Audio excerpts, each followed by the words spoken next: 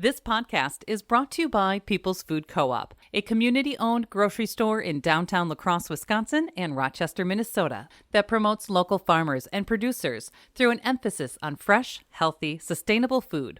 Anyone can shop. Everyone is welcome. For more information, visit them online at pfc.coop.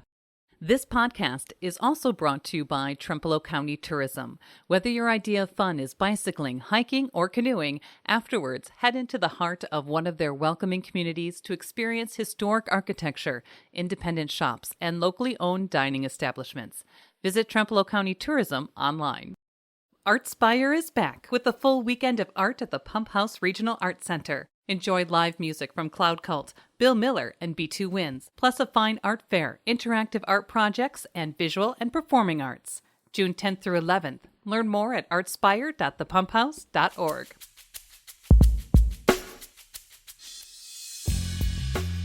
On this episode, we talk with Ann Snow, Executive Director of the Children's Museum of La Crosse. We talk about the origins of the museum, upcoming classes and experiences. Also, we touch on COVID and the process of closing and reopening, rotating exhibits, and where people can find out more. You can find more conversations, food reviews, live music, and events on our website, lacrosselocal.com. I'm Amy. And I'm Brett. And this is La Crosse Local. I'm Ann Snow, and I was born in Stamford, Connecticut, raised in Chicago, Illinois, and then Austin, Minnesota, and moved to Minneapolis and went to school at the university, and then moved down to New Orleans and loved the Children's Museum there, and then moved to La Crosse. And we didn't have a Children's Museum, and therefore I had to start one. How long ago was that? How many people were involved? It seems like it's always been a community effort. It has. It takes a village, and we're really blessed. We've really been the Cinderella story of children's museums, because here I was, I didn't know anybody in town, and these wonderful women in town kind of took me under their wing, and they really, we call them our founding ladies, my fairy godmothers. They recruited the first board of directors. They connected us with the Collins, who donated the building. They connected us with Gert Gordon and many other donors. But we started in 1996, June of 1996 was when the project started. And then we opened in February of 1999. So we've been around and it's all been good. It's been a real, other than COVID, it's all been great. Speaking about that, you guys are back at it after COVID with a variety of hours, classes, and different experiences. What was the process like for closing and then kind of opening back up again? It was pretty horrible, actually. To just completely close our doors and be dark here was such a foreign thing for us. To be closed for 15 months when we rely heavily on our earned income to operate the museum and to go to zero earned revenue, it was a real shock to our systems, and we had to let go of a lot of staff. It was a struggle, and it was just really sad to come into the museum and have it be quiet and dark every day. We're so used to the giggles and the laughs and the joy at the museum that it was a little depressing here. And it's taken us a while. Our board's been really strategic, and we just started simply kind of not knowing what it would be like when we opened, and knowing that there were folks that didn't want to mask and there were people that wanted to mask, and really trying to protect our littlest visitors. So we're mask free here at the museum. People are welcome to wear masks if they want to. We haven't been so busy that people haven't been able to socially distance here, but we're really seeing an uptick in our numbers, and it's really giving us a lot of hope that we'll be back to where we were in 2019, which was our biggest year ever with almost 80,000 visitors. Wow. So we're really hoping that it's just a matter of time and we'll have all the joy back again. I visited a children's museum in Madison and in Minneapolis, and Appleton, Wisconsin is another example of that multi-floor sort of building. It is kind of almost like a destination for travelers as well. It is. We get a lot of calls from folks out of town. And if you enjoy one children's museum, you can almost bet you're going to enjoy another one. And they're all a little bit different. They all have a little bit different exhibits, and they try to draw off their region. Like we have our Mississippi River in the basement.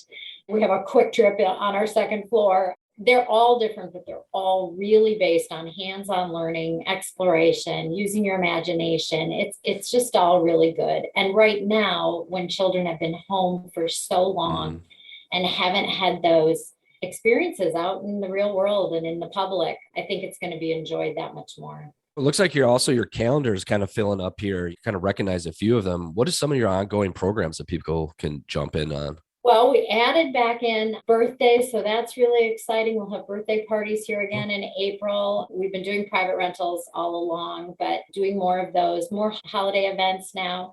We have a big new exhibit being installed on manufacturing. It's called Fab Fab, and that's going to be really fun for folks to come see this summer. We have a bye-bye button now, so for those kids that struggle to leave the museum, they get to push a button, and when they go outside in the window, we have a kind of a ball. I don't know, it uses pool balls and they drop and roll and really cool. But they have to push the button and then actually leave the museum to see it. And we're hoping once they're out on the sidewalk, it'll be easier for their adults to get them into the car. I was taking my own kids down there. The rotating exhibits was something that I always like to check out. Has that changed considerably, or are you mapping out a couple years now? Well, we had one shortly after we opened, and I think for 2022, just because our permanent exhibit, this Fab Fab, got pushed off because of COVID, production and materials, everything got pushed off. So for 2022, this is probably it, but I should never say never, because if we get an opportunity and the board says yes, we'll jump at it. But yeah, those are things we plan well ahead of time. They take some financing and some finessing, both. So what's next? What are you excited for? I'm excited to get all the people back, just to get back into some old routines, the summer camps and the weekly programming, like you mentioned. I'm just excited to hear the giggles and the laughter and the look at me, mom, and watch me, dad. And I'm just excited to get back to that normal, that old normal. But I'm also excited that we've had an opportunity to make changes and do some updates, and we're going to keep working on some of those projects, new carpeting and some of the boring stuff that maybe people won't even notice, but for us behind the scenes, it's nice to do. It feels good, and it feels like we're staying, new bathrooms. We're going to redo our bathrooms in the fall, and maybe the patrons don't care that much, but we like to keep it feeling good for you if you've been here 100 times or if you're here just for your first time. You kind of referenced the ability, kind of gave you time, the ability to kind of think about programming, but also, kind of these fixes. I don't want to say positive, but was there anything positive about the experience of having that time to kind of go through different pieces of the museum? Oh, yeah. If I have to focus on silver linings, I would say we got really organized. We got a lot of filing done. We got a lot of files digitized, which I think will help in the next 10 to 20 years. We've just accumulated so much paper in the last 25 years that it was really good to have time to do that and to do it well, not being in some kind of big rush. So yeah, there are some positives, but the negatives will definitely outweigh the positives for us. We're just such a hands-on business that definitely it really was tough. I'm definitely going to be bringing my kids down there soon. I got 3 of them, and they ask about the Children's Museum about at least every other week. So we'll be heading down there. Oh, I love to hear that. And we appreciate hearing that. We really do. And we appreciate the folks who have connected with us through the closure. We got videos from friends whose kids were saying, when can I go back to the museum? And lots of encouraging emails and lots of donations. Our donors came out like crazy during COVID, and we're so grateful. We really had to flip-flop our business plan, and that was great. So if people want to find out more, check out the programming, see what else is coming down the line, what's the best avenue for them to go to? Funmuseum.org is our website. And then, of course, find us on Facebook for more frequent updates. And you can sign up for our newsletter. We don't send a gazillion emails, but we do send a pretty decent newsletter that lets you know what's going on and when. Like I said, we don't send a ton of emails. I promise you're not going to get something once a day.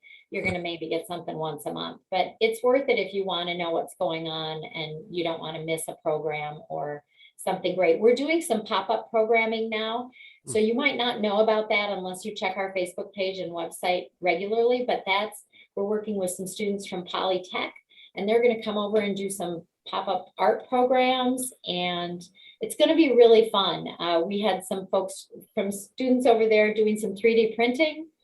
Our visitors designed bubble wands, and they went back and 3D printed them. And so there's going to be all sorts of good stuff going on, but you just got to catch up with us. La Crosse Local Podcast is a production of River Travel Media. Do you have an interview idea you'd like to share with us? Message us on Facebook at La Crosse Local.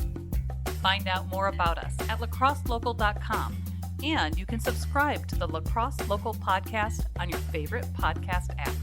If you like us, rate us 5 stars. We appreciate it.